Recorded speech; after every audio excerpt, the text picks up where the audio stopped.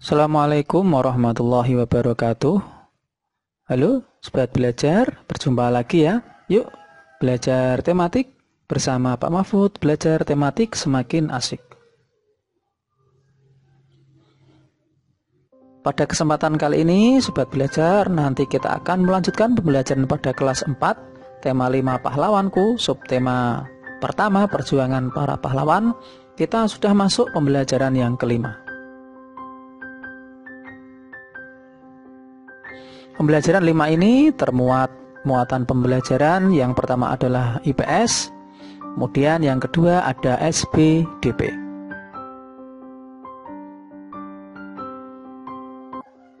Selanjutnya sobat belajar, untuk tujuan pembelajarannya nanti kalian bisa menyimak sendiri ya pada layar apa saja tujuan pelajaran yang akan kita capai pada hari ini.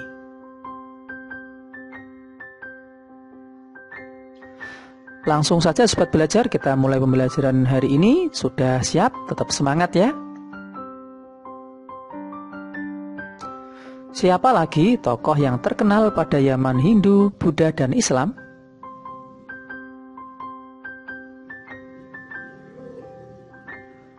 Pada akhir masa kerajaan Hindu, Buddha, muncullah tokoh-tokoh yang membawa kejayaan kerajaan Majapahit.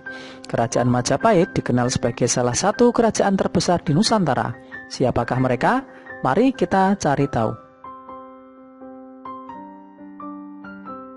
Nah, sobat belajar, mari kita simak gambar berikut. Ini adalah gambar dari daerah kekuasaan Majapahit, di mana pada masa itu dipimpin oleh Hayam Wuruk sebagai sang raja dan Mahapatinya adalah Gajah Mada.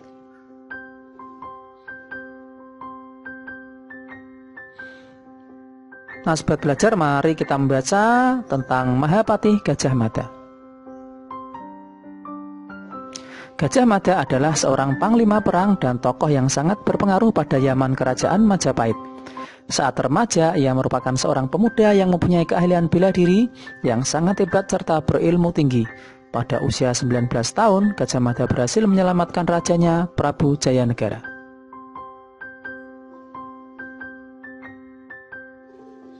Oleh karena kecakapannya, pada tahun 1319 ia diangkat sebagai Patih Kahuripan. 2 tahun kemudian ia diangkat sebagai Patih Kediri.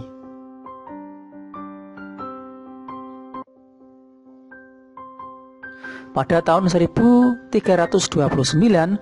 Patih Majapahit yang bernama Arya Tadah menunjuk Gajah Mada untuk menggantikan dirinya.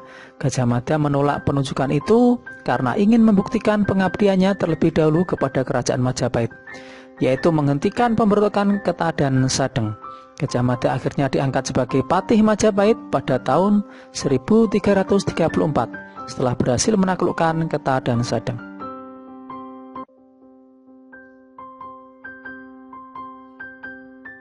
Pada tahun 1336, Gajah Mada mengucapkan Sumpah Palapa, yaitu janji bahwa ia tidak akan memakan buah palapa sejenis rempah-rempah bila belum berhasil menguasai pulau-pulau di Nusantara. Nah, sobat belajar bisa melihat ya atau menyimak pada gambar isi dari Sumpah Palapa yang diucapkan oleh Gajah Mada.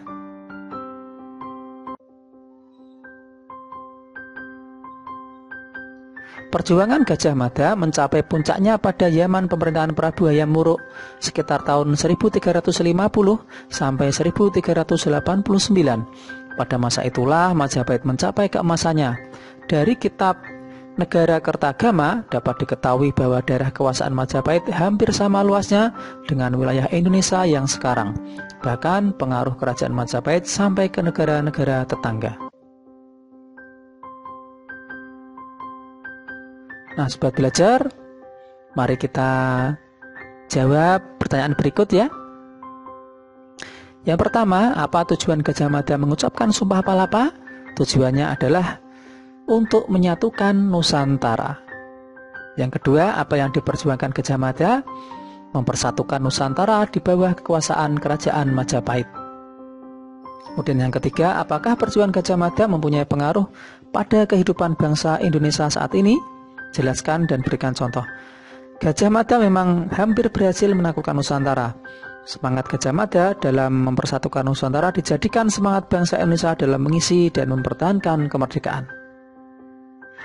Yang keempat, hal baik apa yang dapat kamu contoh dari Gajah Mada? Beliau adalah orang yang menyatukan seluruh Nusantara hingga mencapai Filipina. Gajah Mada telah mengajarkan arti dari persatuan dan kesatuan untuk menjadi sebuah bangsa yang benar. Kemudian yang kelima, apakah Gajah Mada bisa disebut sebagai pahlawan pada masa kerajaan Majapahit?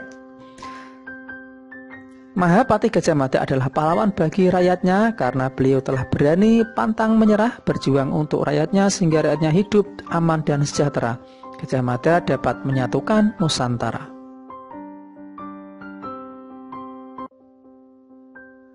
Perjuangan Gajah Mada sampai saat ini tetap dikenang. Hal ini dibuktikan dengan digunakannya nama Gajah Mada sebagai nama jalan utama di sejumlah kota di Indonesia. Kemudian juga sebagai nama universitas terkenal ya, sobat belajar di Indonesia, yaitu UGM, Universitas Gajah Mada. Kebesaran nama dan kejayaan Majapahit pun dapat pula dilihat dari peninggalan berupa candi. Untuk mengetahui cerita tentang candi peninggalan kerajaan Majapahit lebih lanjut, mari kita baca informasi di bawah ini ya, sobat belajar. Ayo membaca Kompleks Candi Penataran. Kemegahan dan kebesaran Kompleks Candi Penataran membuktikan perjuangan dan peranan para tokoh pada masa kerajaan Majapahit. Candi Penataran dibangun pada masa kerajaan Kediri dan dipergunakan pada masa kerajaan Majapahit. Di dalam kompleks candi terdapat arca, bangunan disebut Bale Agung, prasasti atau batu tulis, dan beberapa candi. Candi-candi itu diantara candi naga yang berukuran lebar 4,83 meter, panjang 6,57 meter, dan tinggi 4,70 meter. Selain itu, terdapat candi yang dianggap paling suci, yaitu Candi Induk. Candi Induk terdiri atas 3 teras bersusun dengan tinggi seluruh 7,19 meter. Gajah Mada adalah tokoh yang memiliki jiwa kepahlawanan yang luar biasa, tokoh yang pantang menyerah dan tak pernah gentar.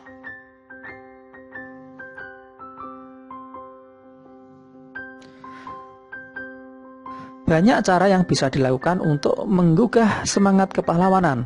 Salah satu cara tersebut adalah melalui lagu. Sebelumnya kamu telah belajar membaca notasi lagu Maju Tak Gentar. Ya, mari kita pelajari lebih lanjut ya, sobat belajar. Tentu kalian masih ingat lagunya ya, nanti kalian bisa melihat video dari Pak Guru sebelumnya ya, jika ingin mengetahui lagunya. Ini adalah liriknya dengan birama 4/4, nada dasarnya Do, ciptaan dari C. Simanjuntak.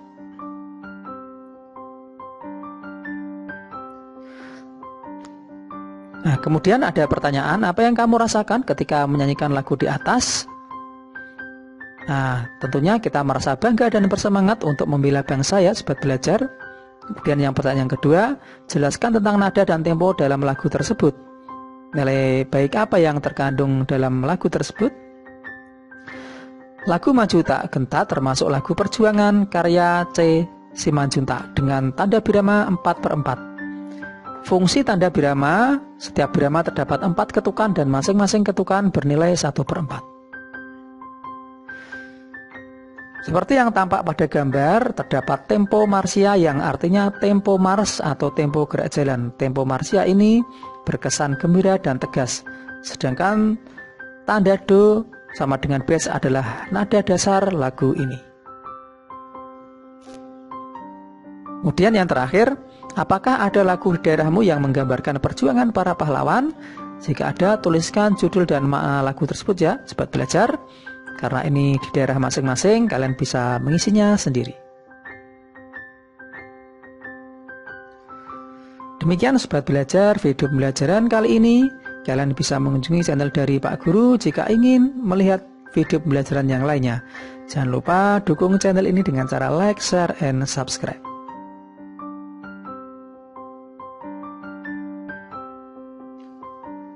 Mudah-mudahan pembelajaran hari ini bermanfaat. Tetap semangat dan terus belajar ya. Saya akhiri, terima kasih. Wassalamualaikum warahmatullahi wabarakatuh.